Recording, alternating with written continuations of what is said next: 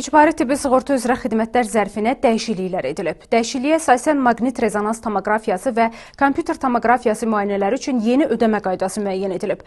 Bu dəyişikliklər hansılardır? Ödəniş necə olacaq? Bu suallara növbəti süjetimizdən cavab tapacaqsınız.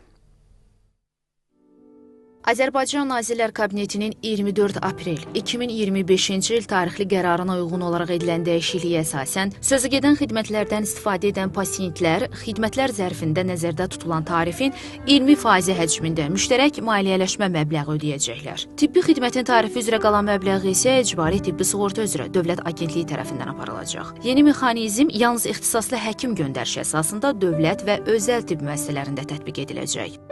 Nümunə üçün onu qeyd edək ki, tarifin qiyməti nahiyyədən asılı olaraq 50-120 manat arası dəyişir. Belə ki, tibbi xidmətin tarifi 50 manat olan tibbi xidmətlərdə müştərək maliyyələşmə məbləği 10 manat, 120 manat olan tibbi xidmətlərdə isə müştərək maliyyələşmə məbləği 24 manat olacaqdır. Bunu da məlumat üçün qeyd edim ki, vergi məcəlləsinə əsasən maliyyələşmə məbləği ƏDV-yə cəlb olunur. Qeyd edək ki, inkişaf etmiş ölkələrin səhiyyə sistemində də geniş tətbiq edilən bu praktika bir neçə məqsədə xidmət edir.